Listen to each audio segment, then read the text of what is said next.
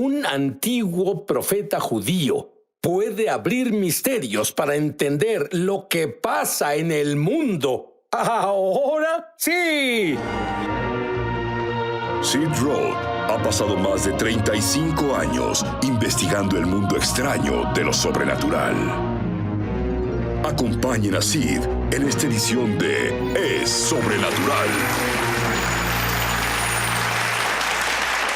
Bueno, mi amigo Mark Bills está aquí. Mark es un pastor y también es un judío creyente en el Mesías como yo, pero él tiene un don único para la enseñanza bíblica. Lo sobrenatural comenzó contigo a temprana edad. Estabas en 8º grado y te topaste con un ángel. ¿Qué fue lo que pasó? Sí, fue increíble. Había huido de casa, así que tenía mi pequeña almohada y bolsa de dormir y mochila y estaba en un área boscosa por la carretera y mi hermana, 1 año mayor, y mi hermano, 1 año menor, estaban llamándome, buscándome y yo clamaba a Dios diciendo, ¿qué debo hacer? ¿Debo decirles dónde estoy o no? Y escuché una voz estruendosa y parecía un megáfono de la policía. Sonaba como la voz de mi papá. Así que fue audible. Fue audible y dijo, Mark, diles a los niños dónde estás. Y esto pasó 3 veces. Y al final les dije, vinieron corriendo y luego de la nada todos acordamos que debió ser una persona angelical. Y era un pueblo pequeño de 800 personas. Todos conocen a todos, eran las 10 de la noche. Y este joven se acercó y dijo, ¿puedo ayudarlos? Y mi hermana dijo, no, todo está bien, él volverá a casa. Y luego él nos dijo, bueno, ahí es donde Mark pertenece. Nunca lo vimos antes. Nadie sabía quién era, nunca lo vimos jamás. Era algo muy...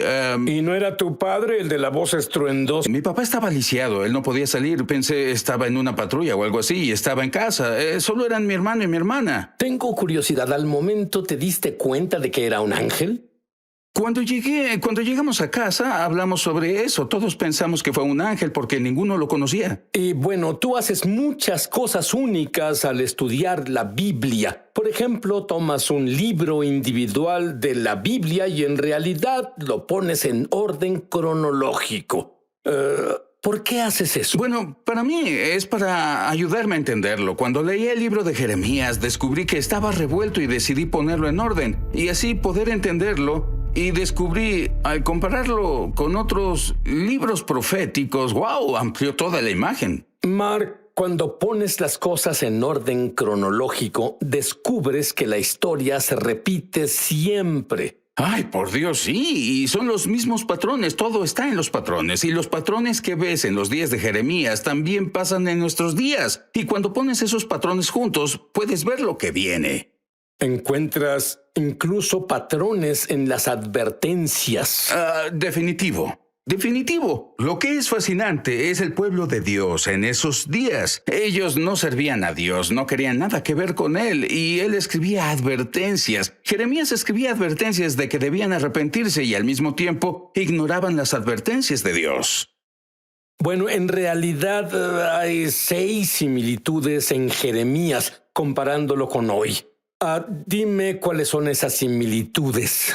Bueno, una de las similitudes que pienso es Apocalipsis 3:20, cuando el Señor está tocando la puerta. No es la puerta de un no creyente, es la puerta de una iglesia. Y es como si Dios se parara afuera de la iglesia tocando la puerta. Y ellos decían en Apocalipsis, déjenos en paz, estamos en la iglesia. Ni siquiera sabían que faltaba Dios. Bueno, hay una escritura que habla sobre esos patrones repitiéndose siempre. Creo que es en el Eclesiastés. Sí, el capítulo 1, versículo 9. Y es donde habla sobre lo que ya ha acontecido. Eso volverá a acontecer y no hay nada nuevo bajo el sol. Y por hacer esta investigación, puedo pensar que tú sabes que tienes un adelanto de lo que le pasa a la sociedad, ya que la historia sigue repitiéndose. Incluso la Biblia dice que la historia se repite. Así es, Dios declaró el fin desde el principio, así que si queremos saber el final del asunto, debes ver el principio y los patrones. Como dijimos, en días de Jeremías había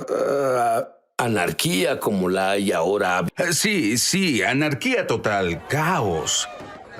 revuelta política, total agitación social. Una de las cosas asombrosas para mí se revela en Mateo 24, donde se habla cómo se levantarán nación contra nación. En realidad ese grupo étnico se levantará contra otro grupo étnico. Eso hace una gran diferencia. Y cuando ves lo que pasa ahora con grupos étnicos levantándose contra otros grupos étnicos, un paralelo total. Por eso es que debemos entender. ¿Y tú crees que eso es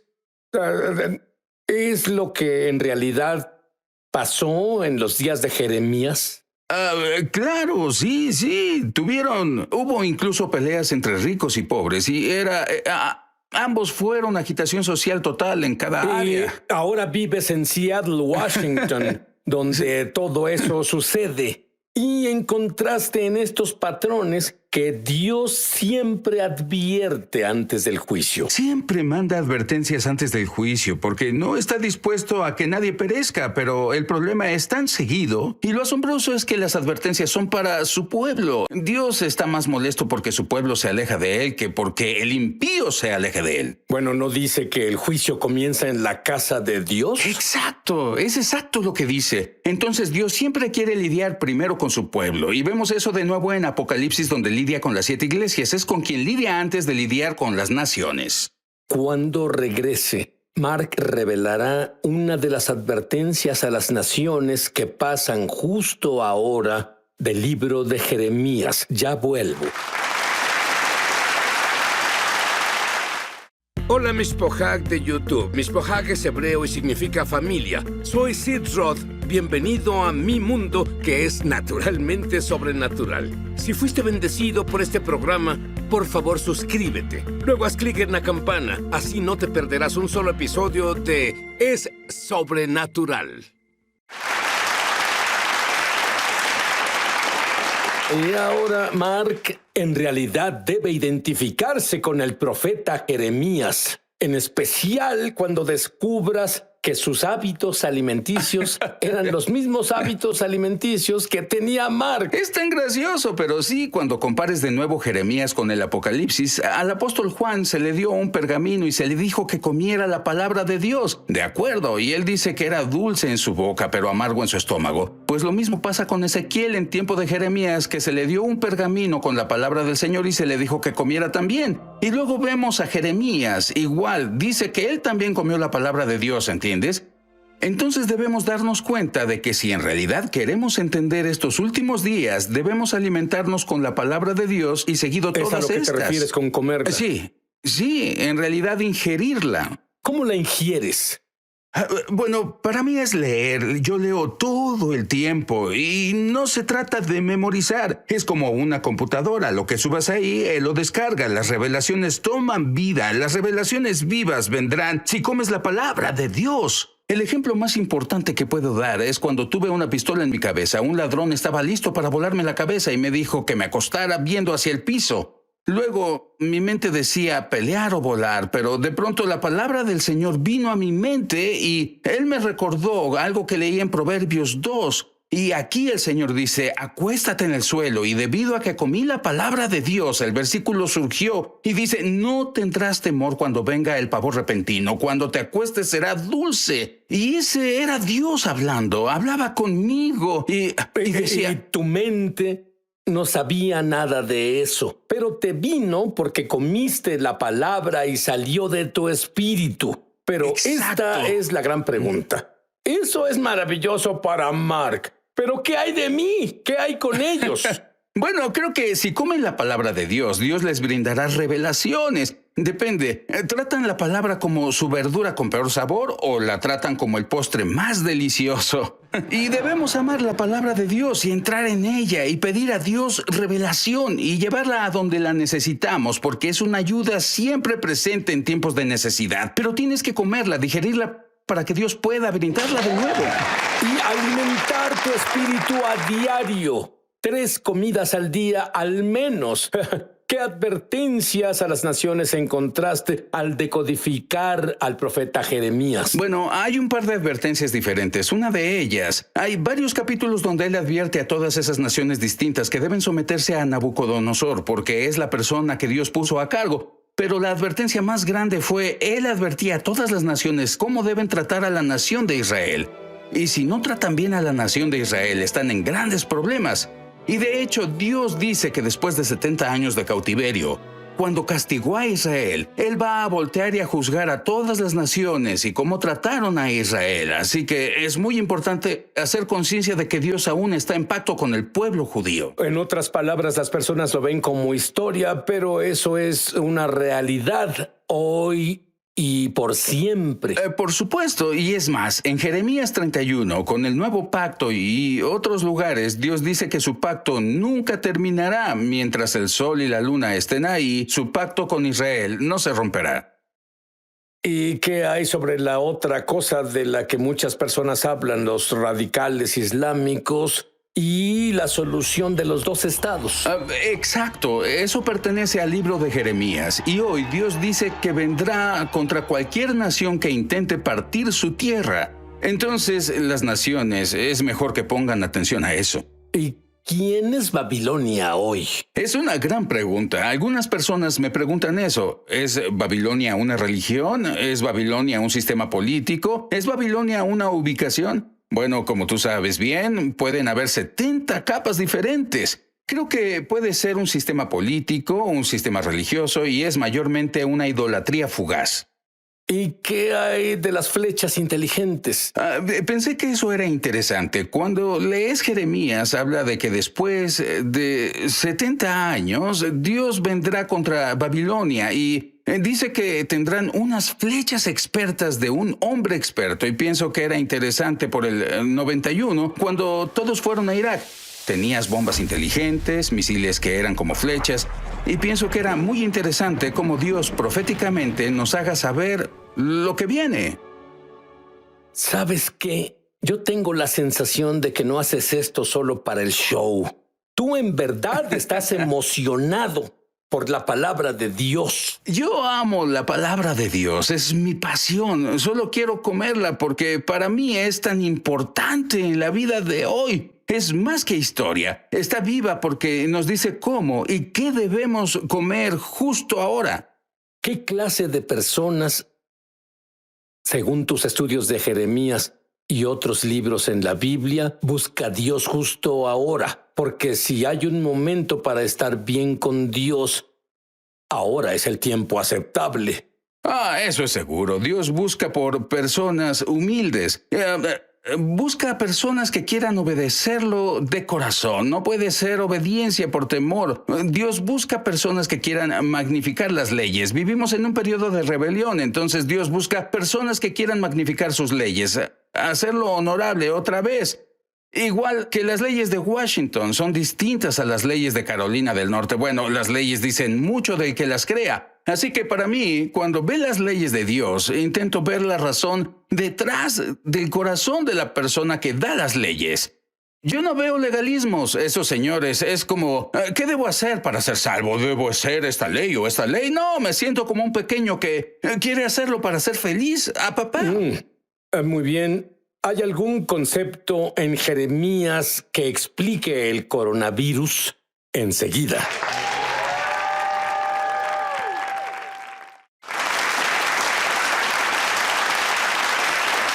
Bueno, porque la historia se repite sola, porque la Biblia profetiza, muchas personas se pierden esto. Se nos dijo que las profecías se repiten siempre. Ahí es donde muchos maestros se confunden. Dicen, ya pasó, pero va a volver a pasar. Y hay revelaciones justo ahora, como en el periódico de hoy, del profeta Jeremías. Sí, una de las cosas interesantes que encontré en Jeremías 12, en donde Jeremías se queja, es como muchos hoy en día. Él le pregunta a Dios, ¿por qué los malos prosperan? No es justo. ¿Por qué permites que ellos tomen raíz y produzcan frutos? Entonces Dios dijo a Jeremías, oye, si los que corren a pie han hecho que te canses, ¿qué harás cuando vayas a competir con los caballos? Entonces, en el libro de Jeremías que escribí en Decodificando a Jeremías, Enseño a las personas cómo correr con los caballos porque las personas de fe son corredores. Abraham corrió, Isaac corrió, Rebeca corrió, Elías corría más que los caballos. Y cuando se trata de una de las cosas que pasan ahora, el coronavirus, Correcto. y las personas preguntando si pienso que esto es el juicio de Dios, ¿sabes qué? No lo creo. Así es como lo veo. Si Dios te dice, no pongas la mano en la licuadora cuando esté encendida, te cortará los dedos. Y luego vas y la metes en la licuadora. No puedes decir, fue culpa de Dios. Dios me juzga. Es porque no fuimos obedientes. Bueno, es la misma cosa. Nosotros mismos nos castigamos. Es más, en Jeremías, Dios dice, tu propia maldad te castigará. Y pienso que lo que pasa hoy en el mundo es reacción a toda la rebeldía que está pasando. No es que Dios nos juzgue tanto como el que la rebeldía nos castiga sola. Y cuando pienso en lo que pasa con el coronavirus, esto pienso yo. Pienso que debemos amar lo que Dios ama y odiar lo que Dios odia. Y en Proverbios 6 menciona 7 cosas que Dios odia, que son una abominación. ¿Qué crees? El primero es la altivez. Bueno, por Dios, ese es el problema en los días de Jeremías, el orgullo. Ve lo que pasa hoy en día. Dios habla tal como derribó los ídolos en Egipto. Está derribando ídolos, los ídolos del entretenimiento, los ídolos deportivos, todos esos ídolos en quien confiamos. Él los derriba. Y en Jeremías, él dice al rey y la reina que se humillen. Bueno, eso es lo que pasa ahora, llenos de orgullo. La otra cosa que él odia, la segunda cosa después del orgullo, es una lengua mentirosa. Ve todas las noticias falsas, lleno de noticias falsas. Y eso es lo que pasaba en días de Jeremías. Los profetas solo profetizaban mentiras, daban noticias falsas. Y la tercera cosa, la última cosa que mencionaré son manos que derraman sangre inocente. Ve toda la sangre inocente que se derrama. Entonces ellos ofrecían niños a Moloch. Bueno, hoy tenemos el asunto del aborto. Así que todo es paralelo, por lo que la nación de Israel experimentó lo que pasó en los días de Jeremías y lo que experimentamos ahora. Ahora tú dices, volviendo al coronavirus, que lo llamas ensayo. En realidad creo que tal como los caballos del Apocalipsis creo que lo que experimentamos justo ahora es un ensayo del juicio porque Dios quiere que nos aseguremos de estar bien espiritualmente. Podemos correr con los caballos espirituales cuando vengan y en realidad creo que lo que pasamos ahora nos prepara para tiempos más duros. Así sabemos que debemos ejercitarnos espiritualmente. La otra cosa dicha sobre el coronavirus que es totalmente asombrosa para mí es la primera vez en 3,500 años que en el mismo día que Dios tuvo a todo Israel encerrados en cuarentena dentro de sus casas, todo Israel estuvo en cuarentena, igual que el resto del mundo, como si Dios hiciera que Israel finalmente hiciera correctamente la Pascua. Y eso es asombroso para mí, que es la primera vez que eso pasa en 3,500 años, por lo que este año es tan importante. Bueno, y es algo interesante debido a la palabra. Dice que debes permanecer en casa en Pascua. Esta fue la primera vez en 3,500 años que estuvieron encerrados en sus casas. Debían permanecer en sus casas. Debe ser muy profético. Y fue el mismo día. También fue el mismo día de la semana. Tú enseñas sobre cómo tener paz en medio del caos, que no estamos solos. Muchas personas que nos ven justo ahora, que se sienten solos, aislados. Totalmente. Háblales un poco. Una de las cosas más importantes que podemos aprender del profeta Jeremías, al decodificar a Jeremías, cuando lo comparamos con lo que sucedía con Ezequiel y Daniel, ¿sabías que al mismo tiempo que los 3 niños hebreos fueron lanzados al horno ardiente en Babilonia, aquí el Señor apareció en medio del caos? Entonces, en Jerusalén, fue al mismo tiempo que el rey Joacim cortaba la palabra del Señor en 3 partes y la lanzó al fuego, justo cuando la palabra del Señor era lanzada al fuego en Jerusalén. Discúlpame, eran 3 niños judíos hebreos. Los niños estaban en el fuego, recuerda en Daniel. Adelante. Sí, y Daniel, los primeros capítulos 2 y 3, vemos los 3 niños hebreos, porque no adoraron la estatua de Nabucodonosor, fueron lanzados al horno ardiente.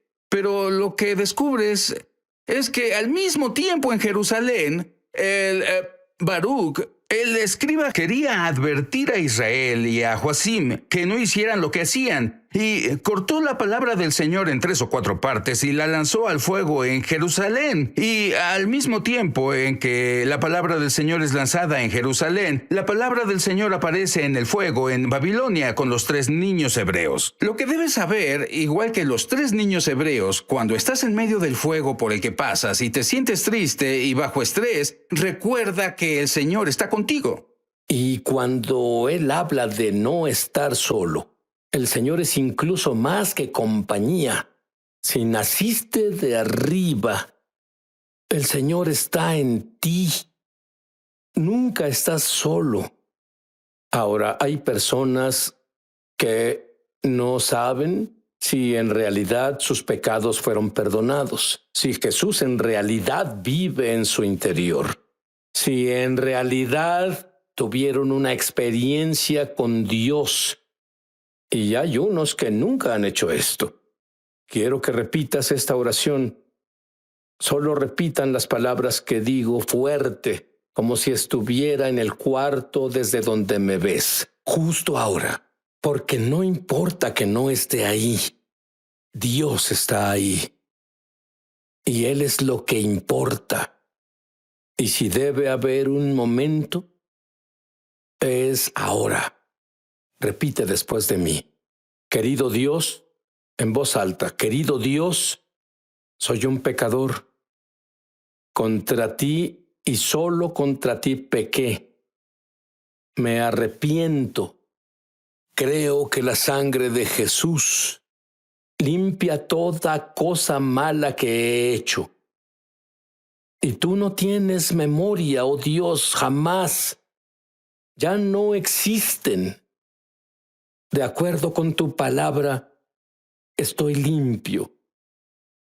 Y ahora que estoy limpio, te invito a vivir dentro de mí. Nunca me dejes o abandones. Dame la paz que pasa el entendimiento humano. Te hago no solo mi Salvador, sino mi Señor. Amén. Amén.